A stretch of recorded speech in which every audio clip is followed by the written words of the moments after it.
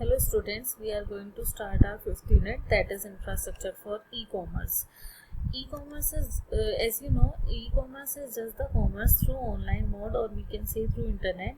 So e-commerce infrastructure requires a variety of hardware, software and networks. Simply अगर हम कोई business start करते हैं तो हमें क्या चाहिए, आपको एक एग्जांपल शो करना है कस्टमर को, मतलब आप अपने प्रोडक्ट को किस तरीके से कस्टमर के आगे रिप्रेजेंट कर रहे हैं. तो सेम ई कॉमर्स एप्लीकेशंस में भी यूज़ होता है कि आपको एक बिजनेस, ऑनलाइन बिजनेस शो करना है, बताना है अपने प्रोडक्ट के बारे में. तो आपको उसके लिए प्लेटफॉर्म किस तरीके से आप तैयार कर रहे हैं वो ही आपका इंफ्रास्ट्रक्चर है. तो e commerce infrastructure requires a variety of hardware, software and networks. The key infrastructures that are needed to support e-commerce applications are network. Without internet, nobody can access anything. तो web server support and software, electronic catalogs, web page design and internet access component. Since जैसे कि आप लोगों ने HTML पढ़ी है, JavaScript पढ़ी है, या आप अपने मेजर प्रोजेक्ट भी बना रही हैं, तो आपको तो थोड़ी सी नॉलेज होनी चाहिए इसके बारे में कि ई कॉमर्स इंफ्रास्ट्रक्चर हम क्या क्या यूज़ करते हैं. तो वेब स्टोर रिक्वायरमेंट्स क्या क्या है. An organisation first venture into electronic commerce is the development of a website and the creation of presence on the internet. तो सबसे पहला काम है कि हमें वेबसाइट डिज़ाइन करनी है और हमें उसकी क्रिएशन करनी है इंटरनेट पे. The e commerce transaction must be executable world wide without any delay और मिस्टेक. मतलब जो भी आपके ऑनलाइन बिजनेस में ट्रांजेक्शन होंगी वो एग्जीक्यूटिबल होनी चाहिए through world wide. On a very basic website an organisation provides information about itself. किस तरीके का आप बिजनेस कर रहे हैं, किस तरीके का आप प्रोडक्ट शो करना चाहते हैं, अपनी सर्विस शो करना चाहते हैं. तो an organisation provide information about itself, its products and services.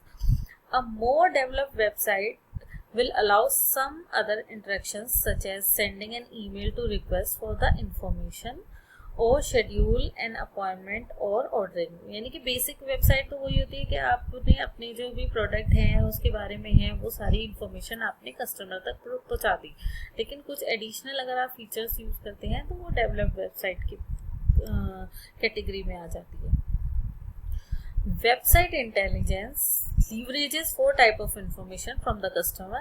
First one is demographic. What is demographic? कि जो हमें basic element of customers like their income, age और marital status etc. है, ये अगर information चाहिए होती है.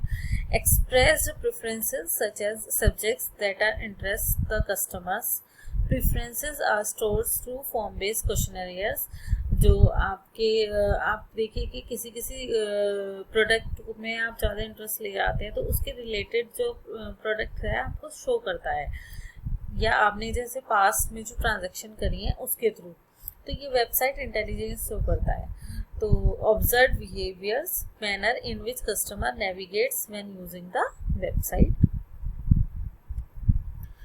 Design versus development. डिज़ाइन, जो वेबसाइट डिज़ाइन होती है दो, मतलब एक तो उसके फ्रंट एंड में काम होता है जो आपको शो होती हैं चीज़ें, और एक बैक एंड में काम होता है. तो जैसे फ्रंट एंड डिज़ाइनिंग में क्या होता है कि when a customer visit the site he see its front end only. These are the pages that display the text, images and graphics on your site. ये सिर्फ आपको उनके बारे में डिस्प्ले करती हैं चीज़ें. और back and development, back and पे क्या होता है, web developers helps you build your website. Back-end functions are about making provisions so that visitors view different pages, enter data, execute serial transactions and allow images to alter and move. यानी कि जो भी आप उसमें जो भी show हो रहा है वो तो फ्रंट एंड पे है, लेकिन जो भी वर्किंग हो रही है वो बैक एंड पे होती है. ये आप लोगों को वैसे पहले से ही पता भी. Advantages of a website. Increase awareness of products and services. ये जस्ट लाइक अ मार्केटिंग फंडा कि वो अवेयरनेस या प्रोडक्ट के बारे में जानकारी आपको या सर्विस के बारे में जानकारी आपको ज़्यादा मिल जाती है. Freedom to choose any item that you want to buy. cost advantage, through different website you can compare the cost through which you make advantage to buy any product. E commerce infrastructure overview, जैसे मैंने बताया main दो पे ही depend करता है, तो software component उसमें कौन कौन से यूज होते हैं और हार्डवेयर कंपोनेंट कौन कौन से यूज होते हैं। तो सॉफ्टवेयर कंपोनेंट्स आपके सॉफ्टवेयर मॉड्यूल्स कौन कौन से यूज हो रहे हैं, क्या किस तरीके से एनालिटिक्स कर रहे हैं आप, स्टैंडर्ड कौन कौन से यूज हो रहे हैं। सॉफ्टवेयर मॉड्यूल्स हैं आपके जैसे कंटेंट मैनेजमेंट सिस्टम, जो भी आप उसमें कंटेंट हो रहा है use, application programming interface, database management system, middlewares, analytics में web analytics, text analytics, big data, standards कौन कौन से यूज हो रहे हैं, object oriented communication protocol like HTTP messaging, database कोई सा भी यूज हो रहा है, ओडीबीसी, जेडीबीसी, एप्लीकेशन स्पेसिफिक, ये सारे उसके सॉफ्टवेयर कंपोनेंट है जो भी आप वेबसाइट डिजाइनिंग के लिए यूज करते हैं। इनके बारे में आपको पता भी है, अदरवाइज मैं इसके नोट्स ब्रीफ नोट्स हैं वो आपको सेंड करूंगी। और हार्डवेयर कंपोनेंट यूज में है आपका information repositories like servers, proxy server, load balancing system, information security provide होनी चाहिए, सबसे इम्पोर्टेंट तो सिक्योरिटी है, data about the customers, firewall use करते हैं, एनक्रिप्शन डिवाइसेस यूज करते हैं, इंटरेक्टिव वॉइस या रिस्पॉन्स यूनिट यूज करते हैं। तो ये आपका पूरा इंफ्रास्ट्रक्चर ओवरव्यू है e commerce infrastructure, e commerce का। 7 की ई कॉमर्स इंफ्रास्ट्रक्चर डिसीजन जो बेस्ड होते हैं किस पे, मतलब हमें जो इंफ्रास्ट्रक्चर किस तरीके से हम ई कॉमर्स का डेवलपमेंट करें और क्या क्या हम उसके लिए यूज, क्या क्या हम स्ट्रेटेजीज या हम की एलिमेंट जो यूज करते हैं। The first one is marketing. आपको सबसे पहले पता होना चाहिए कि आप अपने प्रोडक्ट को कस्टमर के सामने रिप्रेजेंट करना चाह रहे हैं, तो हम किस तरीके से रिप्रेजेंट करें या प्रमोट करें। तो marketing is one of the most effective और we can say important element of infrastructure of any business। Facility, क्या हम फैसिलिटी प्रोवाइड करा रहे हैं कस्टमर्स को, customer service after making the product to customer, हम क्या सपोर्ट उनको दे रहे हैं। इंफॉर्मेशन टेक्नोलॉजी, हम क्या टेक्नोलॉजी यूज़ कर रहे हैं अपने ई कॉमर्स एप्लीकेशन के लिए। फुलफिलमेंट, हम किस किस टेक्नोलॉजी के थ्रू उसकी कस्टमर की डिमांड को फुलफिल कर रहे हैं। फिनेंस एंड एडमिनिस्ट्रेशन, ये बैक एंड का सबसे इम्पोर्टेंट पार्ट है कि हम जो अपनी कॉस्ट है किस तरीके से मैनेज कर रहे हैं और किस तरीके से एडमिनिस्ट्रेशन कर रहे हैं। और ह्यूमन रिसोर्सेज, ये बेसिक 7 की एलिमेंट है for e commerce infrastructure decision के लिए।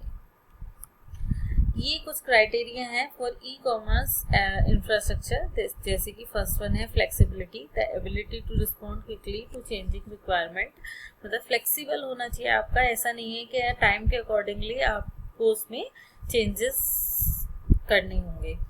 Cost, like acquisition and maintenance cost for server license and other hardware and software. Scope and performance factors include degree of fulfillment of specific requirement, knowledge about service and performance quality.